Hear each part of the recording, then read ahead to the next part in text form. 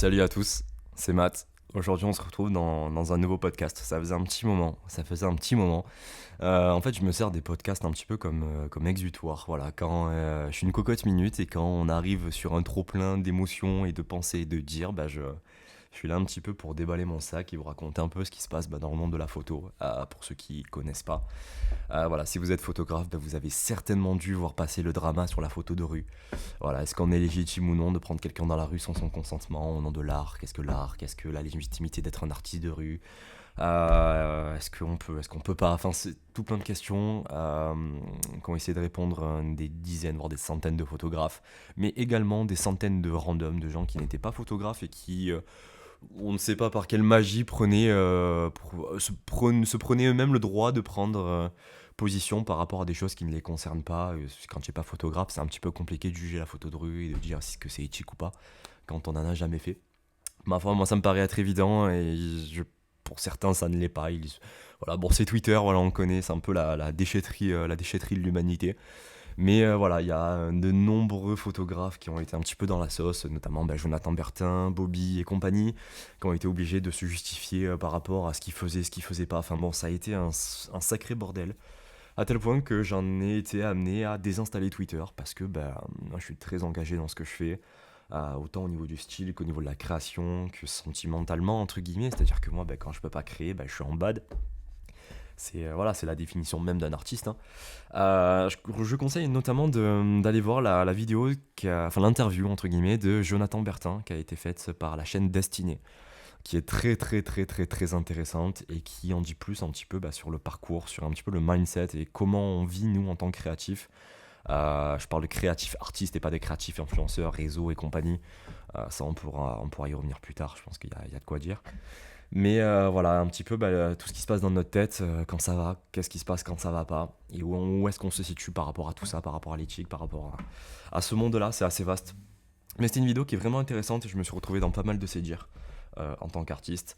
Donc voilà, aujourd'hui on va aborder plusieurs sujets. On va partir un petit peu de mon ressenti, de ce que je vis un petit peu en ce moment dans cette période-là qui est un petit peu particulière pour les photographes, certains doivent le sentir. Tout ce qui est concernant mariage, grossesse et compagnie, voilà, c'est ce genre de choses. Et on finira par rapport à l'influence de ce que j'en ai appris, des réseaux sociaux et compagnie. Pas vraiment de l'influence, parce que on peut pas dire, c'est compliqué à définir, est-ce qu'on est influenceur, est-ce qu'on l'est pas, est-ce qu'à partir du moment où on influence des gens, on devient un influenceur. C'est bizarre un petit peu, moi j'ai horreur de cette case-là, et je veux surtout pas m'y mettre dedans.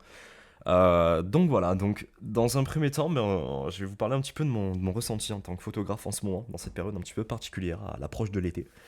Euh, on est souvent, enfin du moins moi et mes proches en tout cas, dans cet échantillon-là, on est pas mal sollicité par tout ce qui est grossesse, mariage et tutti quanti. Et ça m'énerve. Ça m'énerve parce que, voilà, moi, il y a des gens qui viennent me voir en me disant ah, putain, tu te rends pas compte, aujourd'hui, il y en a quelqu'un qui m'a demandé que je sois son photographe de mariage. Il trouvait pas des photographes pas chers, il est venu me voir. Donc, voilà, les vrais savent la story que j'ai mis hier, justement, sur ça, voilà, sur les photos pas chères des photographes. Ça, c'est typiquement français, ça m'énerve. C'est que les gens, en fait, quand ils vont faire un mariage, qu'ils vont être enceintes, quand ils veulent garder des photos d'un instant T de leur vie, en fait, ils vont pas chercher des photographes de qualité, ils vont pas chercher d'avoir des belles photos, ils vont pas chercher d'avoir une patte artistique ou un univers d'un artiste dans leurs photos, ils vont chercher le pas cher. Sauf que le pas cher se trouve, malheureusement, le pas cher, voilà, les Jean-Michel photographie du 53 de Val d'Isère, on le connaît. Voilà, les photos pas chères existent, par contre, les résultats sont ce qu'ils sont. Et les gens d'aujourd'hui, ça c'est vraiment français, j'ai l'impression, ils préfèrent le pas cher à la qualité, avoir de belles photos et de bons souvenirs. Et ça, je trouve ça terriblement, terriblement, terriblement dommage. De contacter des photographes parce qu'ils sont pas chers ou parce que c'est l'ami de l'ami de l'ami qu'on connaît qui est photographe.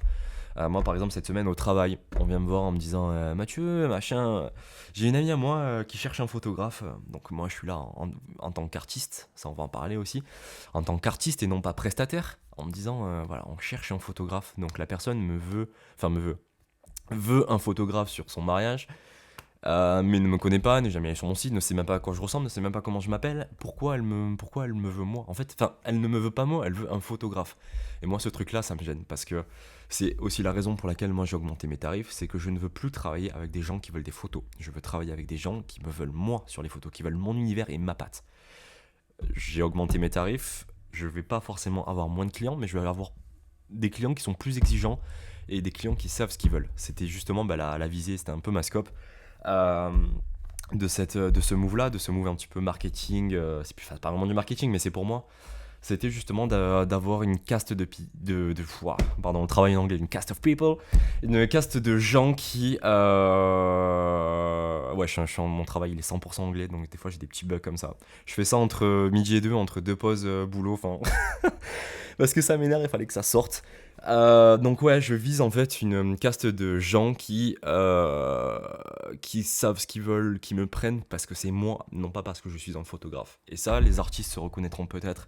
Et il n'y a rien de plus insupportable d'être contacté par quelqu'un qui n'a jamais vu ton univers, qui ne te connaît pas, mais qui a juste vu collab, ou qui a juste vu photographe pas cher, ou qui a vu tes tarifs, qui avait une promo, et qui te prend parce que y a la promo, parce qu'il veut des photos qui sont voilà, à peu près potables, et qu'il a vu que c'était pas cher. En tant qu'artiste, ça fait très mal. Et j'insiste sur le côté artiste. Parce que pour moi, alors là, je vais révéler une grande vérité que peu de gens arrivent à mettre des mots dessus, ou du moins très peu de photographes. Et pourtant, c'est une évidence. Il existe deux types de photographes. Il existe les artistes, il existe les prestataires. Et rien d'autre. Soit tu es un artiste, soit tu fais de la prestation. Il n'y en a pas un qui est meilleur que l'autre, il n'y en a pas un qui fait forcément de plus belles photos que l'autre, même si je pense qu'en tant qu'artiste, quand on crée une DA et qu'on fait un shoot, on a des plus belles photos que quelqu'un qui shoot un gala de danse de gamine de 12 ans. Euh, c'est absolument pas péjoratif, mais c'est ce que j'ai fait moi en fait. Les rares prestations que j'ai fait, moi ça a été des galas de danse d'enfants, donc c'est très chiant. Bref, mais parce que je suis un artiste et je suis pas un prestataire. Donc il existe vraiment deux catégories et les gens, le commun des mortels, voire même certains modèles, ne font pas la différence entre les deux. Quand vous contactez un artiste parce que vous aimez sa patte, parce qu'il va créer quelque chose avec vous, et vous allez rentrer dans son univers. Quand vous contactez un prestataire va vous faire ce que vous voulez. Et c'est ce qui se passe, moi, quand des gens me prennent des shootings. Je ne suis pas un artiste, je suis un prestataire. Et moi qui suis intrinsèquement un artiste, on ne peut pas me demander de faire des photos qui sont aussi belles que quand moi je crée un projet sur un projet perso. Les photos ne seront jamais aussi bien. Parce que dans ma tête, il y a les rouages s'inversent et je ne suis plus un artiste, je suis une prestation. Je ne fais pas ça parce que j'en ai envie et parce que ça m'anime, je fais ça parce que tu m'as payé. Et ça, c'est malheureusement des choses auxquelles les gens qui me prennent des shootings sont confrontés. Les photos sont quand même très belles et très quali, tu vois. Parce que la personne m'a payé pour ça et parce que quand même j'arrive à mettre de mon univers dedans. Mais les photos, je n'ai jamais fait de photos, d'ailleurs je n'ai jamais publié sur Instagram des photos prestations parce que mes photos prestations sont 10 fois moins qualitatives que mes photos artistiques. Parce que je ne suis pas un artiste quand je les fais, je suis un prestataire. Et ça, beaucoup de gens le confondent. Donc, quand tu contactes quelqu'un comme moi, qui suis intrinsèquement un artiste, quand je dis artiste, c'est pas. Je pense que certaines personnes peuvent y voir un côté très prétentieux, mais il n'y a rien de prétentieux à dire qu'on est un artiste. En fait, c'est juste une manière de penser. Quand tu crées, quand tu es en manque d'inspiration et quand tu es en bad à cause de ce manque d'inspiration-là, quand tu te remets constamment en question sur pourquoi tu le fais, comment tu vas le faire, et comment tu pourrais progresser, voilà, ça s'appelle être un artiste. C'est que tu vas toujours chercher plus loin. C'est un peu une quête introspective que tu mets dans tes photos et dans ton univers quand tu crées. Tu es un créatif, donc tu es un artiste. Un prestataire ne se pose pas de questions. Un prestataire va se dire, ok, il va se poser des questions, mais qui sont tout autres. Ok, j'ai besoin de quoi pour faire mon travelling, j'ai besoin de quoi pour faire ça, je vais changer d'objectif. Là, je vais faire une contre-plongée pour mieux voir les gens et les témoins du mari. Voilà, ça, c'est des questions, des problématiques de prestataire. Moi, c'est des problématiques auxquelles je ne suis pas confronté. Il n'y en a pas un qui est plus louable que l'autre. Ce sont juste deux manières complètement différentes de voir. Ce n'est pas le même métier. Je peux être prestataire, mais c'est pas mon métier. Si demain tu me veux à ton mariage, j'ai ni le matériel ni le mindset pour faire ça. Je peux te le faire, ça sera qualitatif évidemment, parce que j'ai de bons appareils, parce que j'ai quand même un certain œil de par un petit peu mon expérience et les shootings que j'ai fait, mais je serai jamais aussi bon qu'un prestataire qui a un 70-200 ou qui va être équipé pour ça, ou qui va faire les choses parce que voilà, il a le matos, il est équipé pour ça, mentalement et matériellement. Donc ce sont deux métiers qui sont complètement et radicalement différents. Un artiste peut éventuellement être un prestataire ne peut pas être un artiste. Voilà, c'est que quand vous prenez un photographe mariage, vous lui demandez de réaliser une prestation artistique, bon, il va le faire avec son background prestataire, mais bon, voilà, ça s'arrêtera là. Au même titre que moi, si on me demande de faire la prestation, bah, ça va pas aller bien loin. Donc ça, c'est ce que beaucoup de gens confondent. Et moi, régulièrement, j'ai des appels de gens qui ne sont jamais allés ni sur mon Insta, ni sur mon site, pour faire des photos d'identité, par exemple. Moi, je reçois des appels, des fois à 10h du soir. Bonjour, j'aimerais faire des photos pour ma carte d'identité ou pour mon permis de conduire. Donc, ma réponse tout naturellement est est-ce que vous êtes allé sur mon site? Ah non, je suis pas allé sur votre site, je contacte des photographes. D'accord. Est-ce que vous avez l'impression de parler à un photomaton? Est-ce que je suis un photomaton? Et là, évidemment, les gens le prennent mal parce que bon, bah, tu vois que tu les prends ouvertement pour des cons. Et ces gens-là, ils doivent certainement se dire ouais, mais moi, j'essaye de faire vivre les artisans et les artistes en leur demandant de faire, voilà, de faire des photos. Je vais pas dans un photomaton, justement, moi, je veux de l'humain et ils me rembarrent et je comprends pas parce que voilà, ça c'est ce qu'ils doivent dire. Sauf que vous avez bien compris que comment je t'arrive ça. Enfin, la personne, elle veut une photo pour son permis de conduire. Je fais quoi? Je me déplace, je fais 30 bornes, ça me prend une après-midi pour quoi? 10 balles? 8 balles la photo? 10 balles, il va me dire vous êtes deux fois plus cher qu'un photomaton. Enfin, les gens, voilà. Voilà quoi, nous en tant qu'artistes, on est confrontés parfois. Donc quand t'es prestataire, si ça t'enchante d'aller faire pour 8 € une photo ou deux d'identité, bon, tant mieux. Mais quand on vend mon site, quand on vend mon travail, quand on me contacte pour faire des photos d'identité, j'ai juste envie de passer à travers le téléphone et leur mettre un low kick, quoi. Donc à un moment donné, voilà, nous en tant qu'artistes, on est confrontés à ça et c'est très très chiant. Et les gens, en fait, on a l'impression ouvertement d'être pris pour des cons, quoi. Et c'est un petit peu casse-couille. Du coup, naturellement, on en vient à être artiste, être prestataire. Pour moi, j'ai une métaphore très simple. Je pense pas l'avoir dit. Non, non, je pense pas l'avoir dit déjà. Mais on ne demande pas, on n'aurait jamais demandé à Picasso de peindre la façade d'un bâtiment. Voilà. Au même titre qu'on n'aurait jamais demandé à un mec qui peint une façade d'un bâtiment de faire un tableau pour l'exposer au Louvre. Bon ben voilà, on ne demande pas à un artiste de faire de la prestation, on ne demande pas à un prestataire de faire de l'artistique. Ce sont deux métiers différents. Voilà, c'est pas me comparer à Picasso, c'est pas une question de niveau. Je vais pas me comparer. Je ne suis pas un photographiste que Picasso est à la peinture, mais c'est une idée. Voilà, on ne demande pas à un peintre qui fait des tableaux de peindre des façades. Ce n'est pas le même métier, ce n'est pas les mêmes compétences. Il ne saura pas le faire. Il saura peut-être le faire, mais moins bien que quelqu'un qui peint une façade. Voilà, pour moi, il est là un petit peu tout le gap entre l'artiste et le prestataire, et voire beaucoup de personnes, même dans le métier, ne comprennent pas cette différence-là. Donc je pense que la métaphore est assez exacte, je pense qu'elle est assez parlante, et ça en éclairera peut-être plus d'un. Mais voilà. Du coup, on en vient un petit peu naturellement à la question du qu'est-ce qu'un artiste? Qu'est-ce qu'un prestataire? Où est la frontière entre les deux? Quelle légitimité on a à dire qu'on est artiste? À quel moment on est artiste?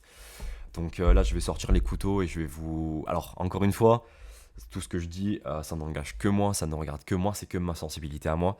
Mais c'est là que je fais un petit peu la référence à la vidéo de Jonathan Bertin sur Destiné. Euh, Là, voilà, quand vous écoutez cette vidéo, vous allez comprendre et vous allez ressentir ce que c'est de discuter et d'avoir le point de vue d'un artiste. Ça, c'est un artiste. Le mec, il nous dit, il se remet en question constamment. Constamment, c'est des hauts et des bas. Quand il est dans les bas, il bade. Quand il est dans les hauts, il vit sa meilleure vie. Il ne veut jamais être constant, il veut toujours aller de l'avant, il se pose toujours des bonnes questions. Être un artiste, c'est se poser sans cesse des questions pour essayer de progresser. Essayer de trouver, mettre du sens dans ce qu'on fait. C'est ça un petit peu nous, notre quotidien en tant qu'artiste. Et ce que ne font pas les prestataires, quoi, forcément, parce que quand tu fais de la prestation, tu vas réfléchir à comment tu vas arriver à mieux faire ta photo avec un meilleur objectif, ou comment... Alors, les prestataires pourront peut-être m'éclairer, je suis ouvert au débat, mais bon, j'imagine qu'il y a des questions, mais c'est rarement... Les prestataires, voilà, vont pas se poser des questions philosophiques sur pourquoi, quel sens je trouve à photographier des gens mariés, ou à photographier des enfants dans leur landau, enfin... On n'en est pas...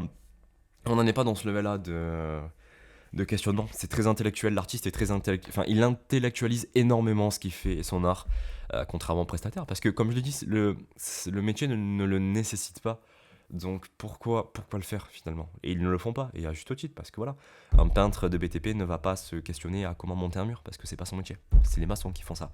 Donc voilà, qu'est-ce qu'être un artiste? À quel moment on était un artiste? À quel moment on ne l'est plus? Moi j'ai une vision assez tranché par rapport à ça. Bon, je pense que vous commencez à connaître un petit peu le personnage.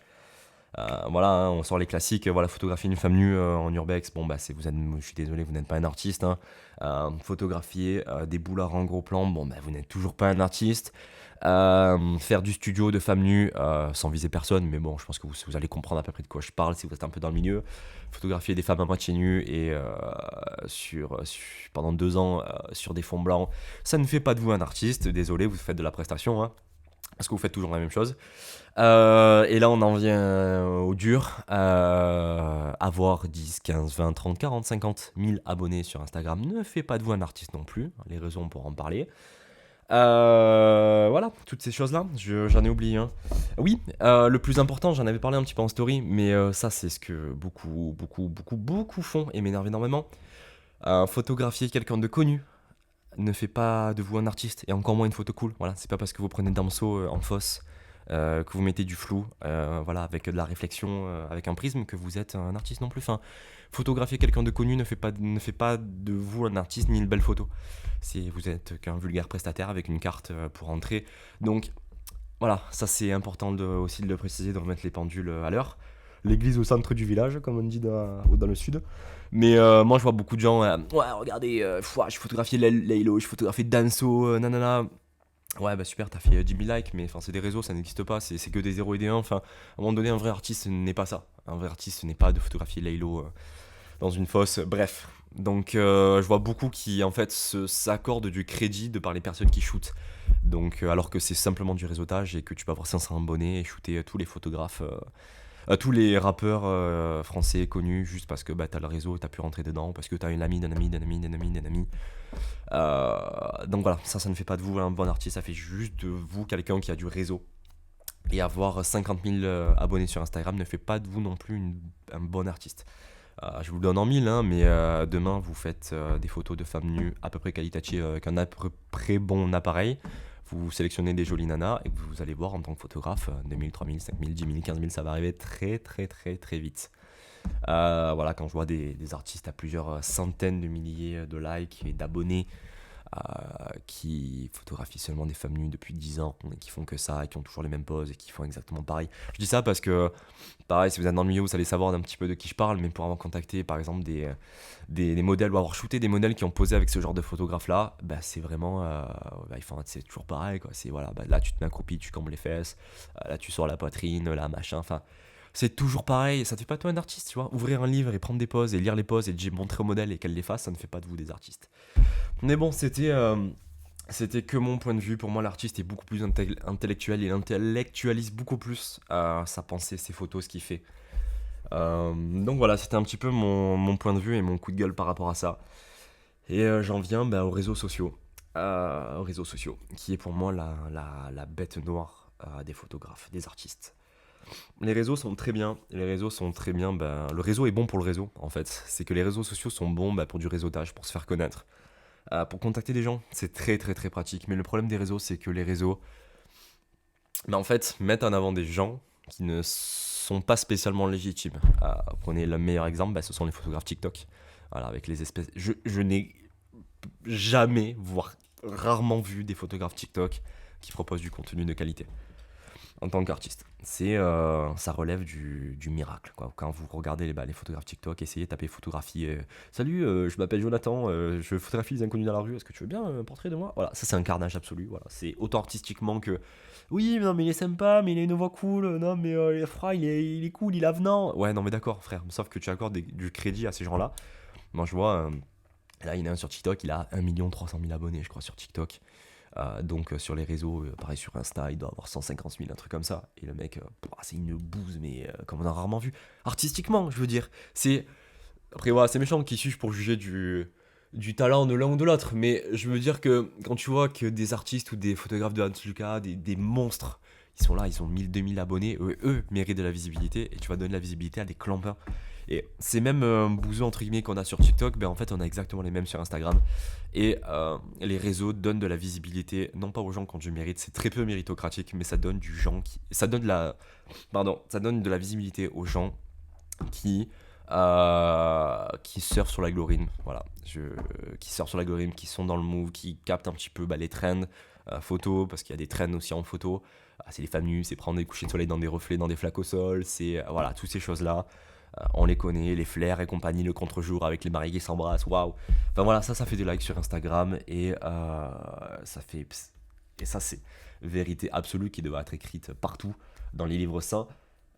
Avoir des abonnés, avoir des likes sur une photo ne fait pas de vous un bon photographe. Ne fait pas avoir 100 000 likes sur une photo, ça ne fait pas une bonne photo. Ça fait juste une photo qui plaît aux commandes des mortels et qui marche ou qui est dans l'algorithme d'Instagram. Et Instagram n'est personne artistiquement pour dicter les codes des photographes ou les codes artistiques. Et moi, ça me fait chier. C'est pour ça que je trouve ça terrible. Par exemple, j'ai un ami à moi qui est allé rencontrer Jonathan Bertin pour son livre, qui est allé dans son expo qui a duré 3 jours sur Paris, là, il y a quelques mois. Pardon, je parle un petit peu du nez, je suis un petit peu malade. On a appris alors des choses que moi je savais, mais j'ai appris quelque chose que je trouvais très triste, mais qui est pourtant très vrai. C'est que vivre de la photo aujourd'hui en tant qu'artiste est de l'ordre de l'impossible. C'est impossible de vivre en tant que photographe, en tant qu'artiste. C'est impossible. Tu vis en tant que prestateur ou influenceur. Jonathan Bertin de sait dire, si demain tu fermes le compte Insta de Jonathan Bertin n'est plus un photographe. Il ne fait plus rien.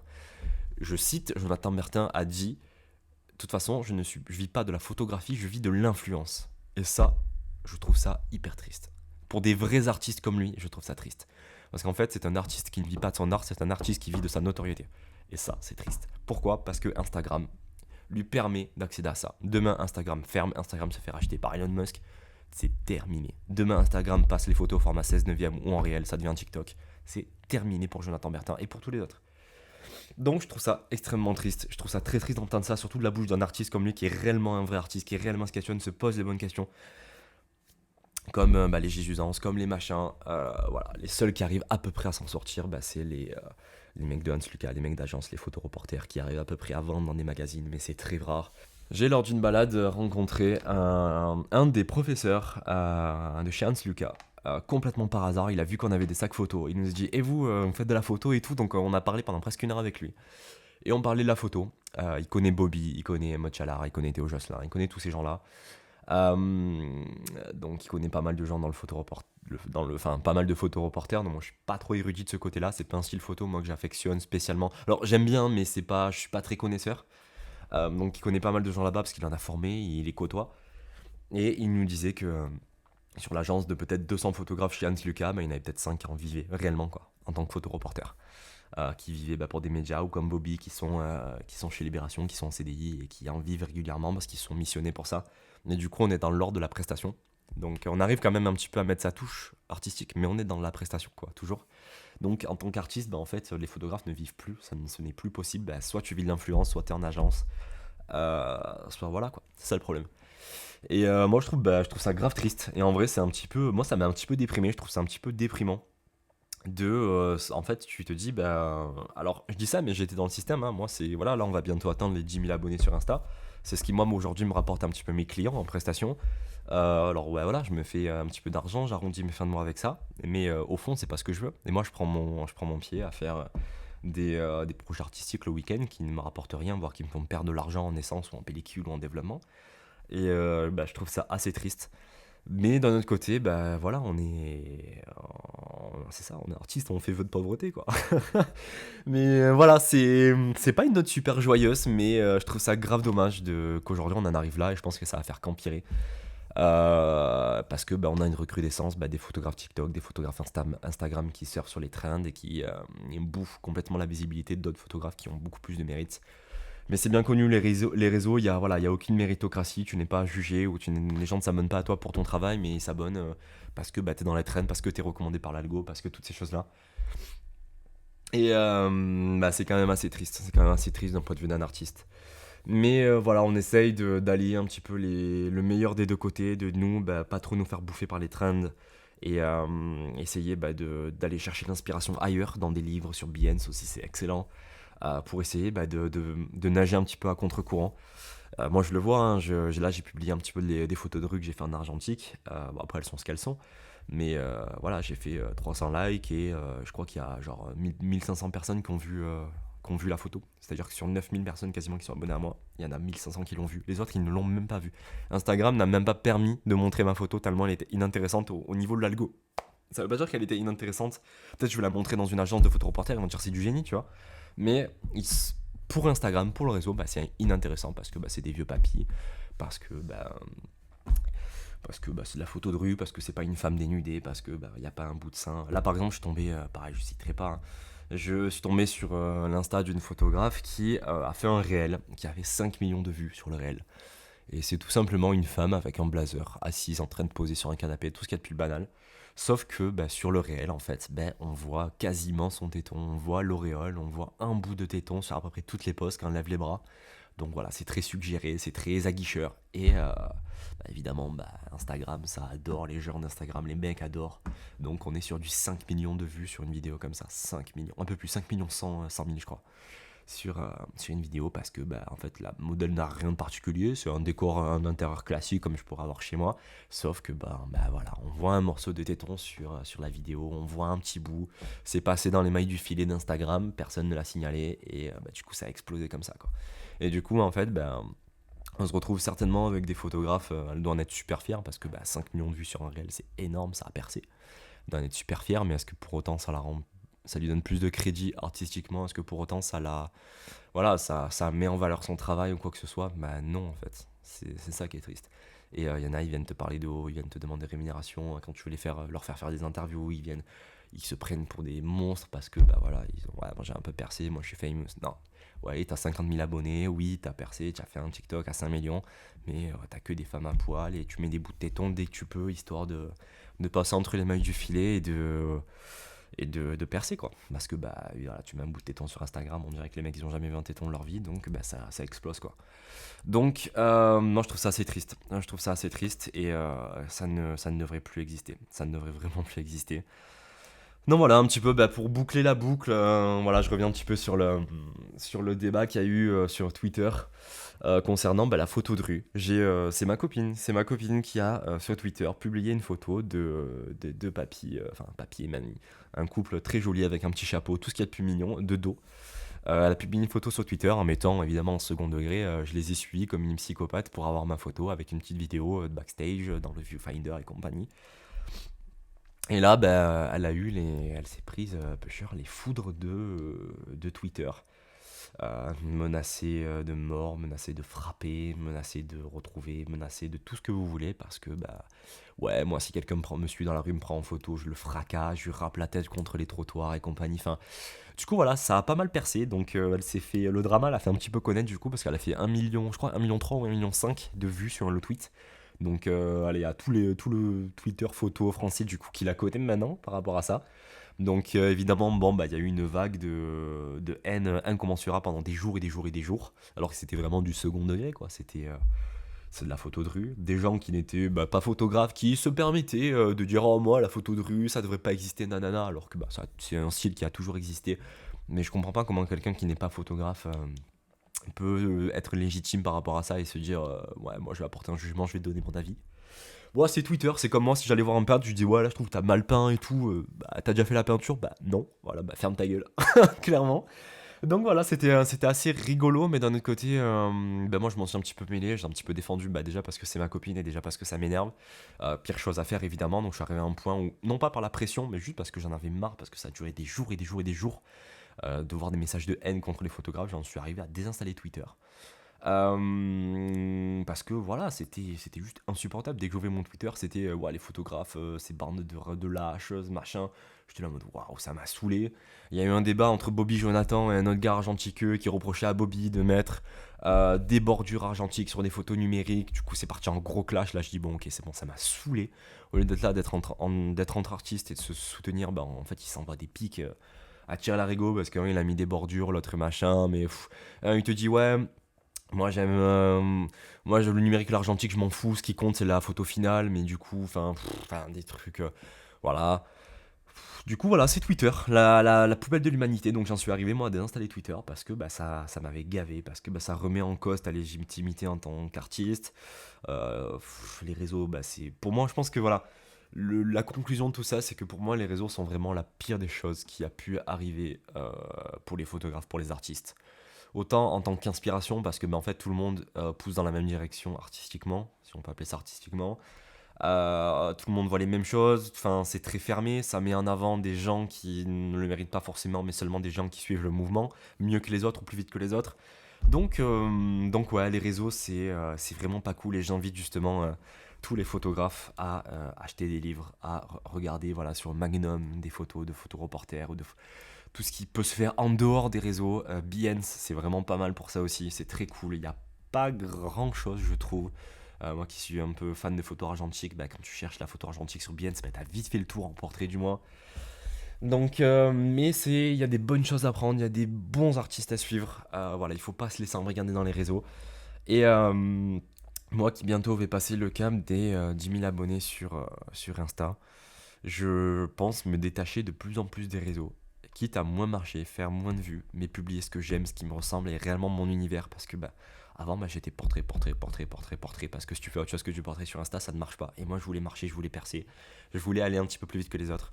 Et il arrive un moment où je dis, bah merde, enfin, moi j'ai photographié un papy dans la rue, la photo elle est belle, elle est artistique, j'ai envie de la publier. Et avant, je m'empêchais de la publier. Je m'empêchais même de publier des photos argentiques parce que le feed, pour comparer aux photos numériques, c'est pas les mêmes couleurs et tout.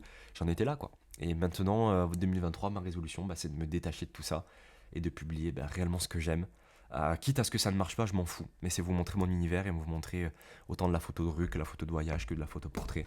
Et ne pas me rester enfermé dans un truc parce que Instagram te demande de rester enfermé dans le portrait ou dans les femmes nues ou dans autre chose. Donc, donc voilà, c'est un petit peu ma scope 2023 et c'est un petit peu ce que je souhaite faire, de mon année pardon, et à l'avenir.